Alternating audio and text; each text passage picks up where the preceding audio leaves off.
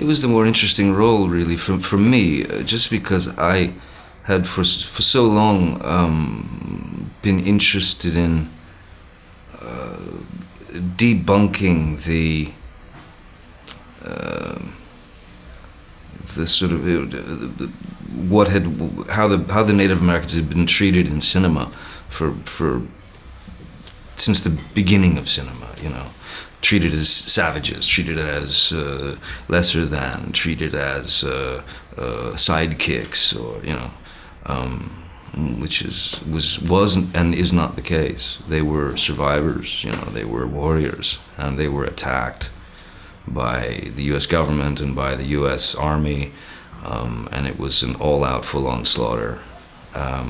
So to take that and kind of walk that tightrope throughout a film that is action-based and comedy-based, it's an interesting tightrope to walk, So that was the challenge for me, was to take the risk and try to bring Tonto to the Native Americans, to try to salute them and give back a little bit of what's been taken away.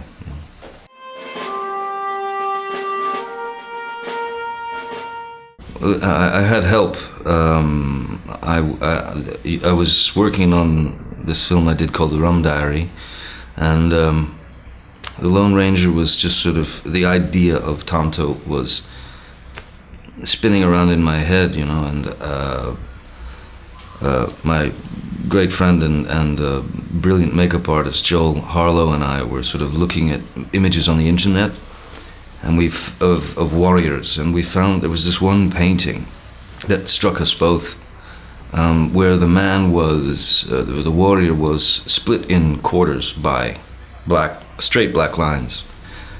And I thought, wow, that's interesting, because if you're looking at this guy, you're almost like, it's as if you're seeing each section of his personality, from the tragic, damaged youth to the current day warrior, and the hurt from that youth, and so the various sides of his personality, I thought. And then there was a bird flying behind his head, and my eyes thought that the bird was on his head, which it wasn't. But then we decided to put the bird on top, and so we took these photographs on a weekend during the Rum Diary.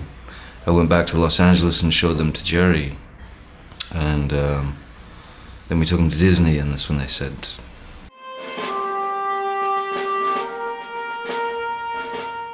that's probably the most dangerous part, is that they're all still in there. They're all in my head in some chest of drawers. And I do, it's relatively easy access to them, They're always sort of there, because they're a part of me now, They are a part of me. And it's not like when you're doing a film, it's not like some kind of silly, thing where you believe you are the character. It's just a question of portraying that character for a period of time. And you realize that throughout the day, which add up to weeks and add up to months, that for a period of time, 6 or 7 months, you've been that character for the majority of the day. So you end up knowing that character very well, and he shows up now and again. Hunter Thompson shows up all the time. Raoul Duke shows up all the time. Captain Jack arrives most unexpectedly.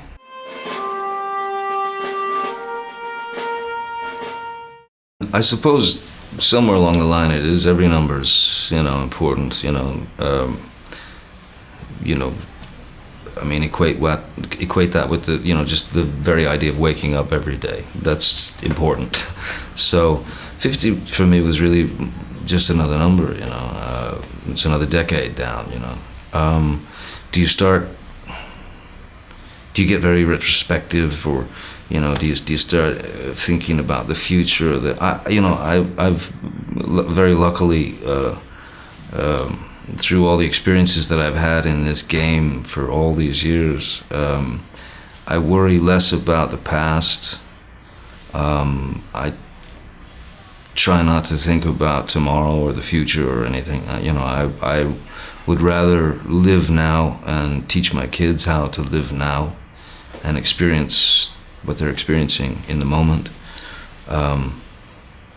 So yeah, I prefer to sort of stay in the here and now. I'm not much worried about it. In terms of career and all the characters that I've played, Marlon told me once, he said, don't try not to do too many films because we only have so many faces in our pockets, But thus far, I don't feel like I've run out of faces, and I think there's a few more I'd like to explore.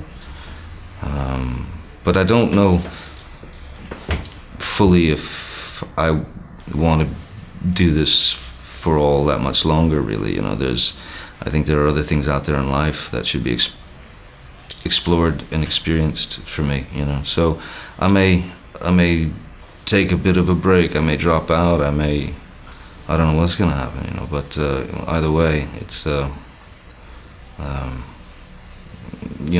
think one should just live their life, day to day.